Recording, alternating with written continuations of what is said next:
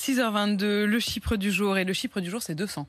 C'est 200 € effectivement, Apolline. Alors un peu partout, la pression s'accroît sur les non-vaccinés. Alors là, c'est 200, c'est pas 200 € d'ailleurs, c'est 200 $, puisque on parle de ce qui se passe aux États-Unis. La compagnie aérienne Delta Airlines va pénaliser ses employés qui ne sont pas vaccinés contre la Covid-19 en leur faisant payer une surcharge de 200 € par mois sur leur assurance santé. C'est ce qu'a annoncé le PDG Ed Bastian à ses salariés hier, et ce à compter du 1er novembre.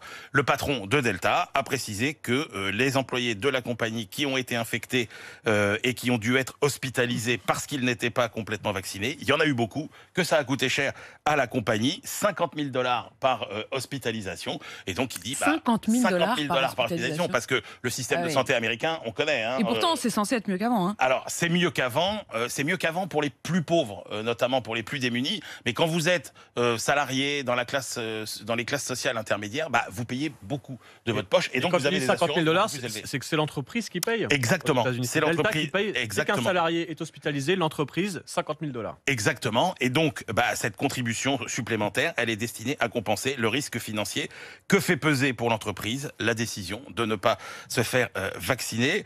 Alors évidemment, ça vise à inciter aussi le personnel à se faire vacciner, puisque 75% quand même de salariés de Delta sont vaccinés, mais c'est pas suffisant pour atteindre l'immunité. Et ce qui est intéressant, c'est pourquoi cette décision est prise maintenant. Eh bien parce que l'autorité de santé américaine, la FDA, a pleinement approuvé le vaccin de Pfizer. Vous savez qu'un des arguments des antivax, c'est de dire, mais attendez, on est encore dans les périodes d'essai, etc. Eh bien non, aux États-Unis, le vaccin de Pfizer, ça y est, il est officiellement considéré comme efficace.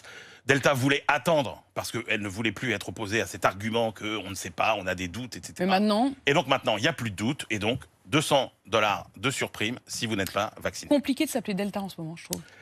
J'ai pas voulu la faire. Eh ben, j'ai osé.